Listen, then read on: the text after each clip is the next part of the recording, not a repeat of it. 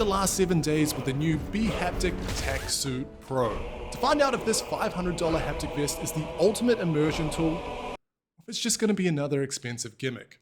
Now the team at Haptic did send this one over to me, so thanks very much guys. But on day one, I jumped straight into combat with thrill of the fight. Turns it all the way up to max. Let's see what happens. Go on, do your worst. Oh, dude, it's like ab training. Okay, it doesn't really hurt. It just kind of tickles. My first impressions, honestly, was kind of mid. Even at max settings, the haptics feel more like a phone vibrating on my chest. Now, I'm not saying I'm some sort of sadist and I was hoping that if I die in game, I'm gonna die in real life. But with Moneymaker punching me straight in the gut, I was definitely expecting more. I will say that getting it set up, unboxing and connecting it to my PC were incredibly seamless for an accessory, and I was up and running in just a few minutes. The next day I followed that up with Blade and Sorcery, and I'll say this is definitely an improvement. You know, when I started to feel an arrow hit my back and then immediately know the direction of the enemy was genuinely cool, but I was still left wanting more intensity. So my takeaway after the first few days is, it's neat, but I wasn't convinced it was a must-have. But that all changed when I loaded up Half-Life Alyx. And my wow moment had nothing to do with combat. It's because I've got 1 HP. My heart is like pulsing. That's absolutely insane.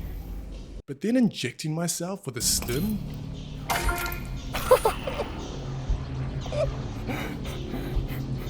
Oh, I fucking love it. Or the absolutely insane feeling of dropping a magazine into my backpack and then feeling that slide down my back. And this was the first time I realized this suit's magic isn't in feeling pain, it's in feeling the world. So with my expectations set, I dove into Pavlov VR. And I don't think haptics is really going to give you the competitive edge or anything. The time to kill is just too fast. It definitely made the game an incredible amount of fun. No way.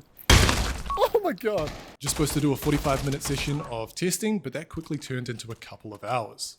Next up, I tried sim racing and it was a complete disaster. Now, to be clear, this isn't Haptic's fault. It's my Logitech wheel. It just decided to have a meltdown. Now, normally I'm a pretty slow to anger guy, but fucking around and reinstalling G-Hub, playing in the device registry, restarting my computer, looking up tutorials from 2015 that don't help anymore, and everything says that it should be working, but in the game it's just... Anyway, after about 45 minutes or an hour, I gave up. I'm really sorry to any sim racers out there, I definitely failed you.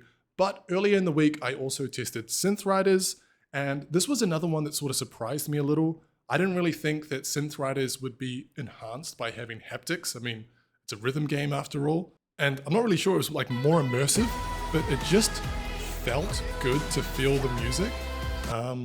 Yeah, that's not the best explanation, but that's kind of all I can come up with. On day 6, I tested out the native Quest 3 integrations, and this was with Dungeons of Eternity, which was a recommendation from Eagle Doc Stew. So thanks very much for that one. It was super easy to connect with the Quest 3, and nearly every interaction, like pulling out your sword, picking up the coins, getting shot, drinking a potion, all had a unique haptic effect. And from now on, I'm not going to play this game without the suit. I think it's the perfect match. But let's be real, there's only one way to truly measure how immersive a VR accessory is.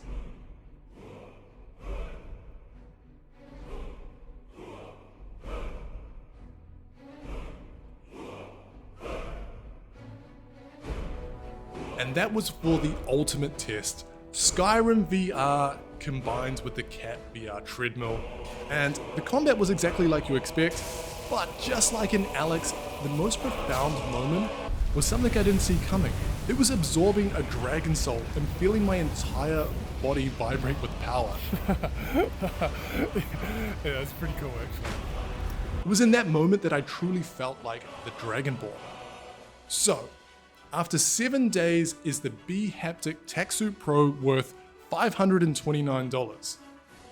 Now, if you're buying this in the hope of feeling realistic pain of getting shot online, you might be a little bit disappointed. The haptics just aren't strong enough.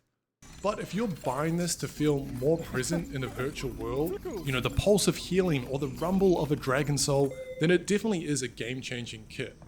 I also have a lot of experience with an EMS suit, and this is a completely different piece of technology and a different story, but you can see here they have electrical pads, and with this, you can 100% feel pain. I think my perfect device would use a combination of both. So you would have the electrical pads to take care of the combat and the pain, but then the precise haptics of the Haptic suit for everything else. But yeah, overall, I'm going to put it an A tier. Thanks very much for watching. I'll see you next time.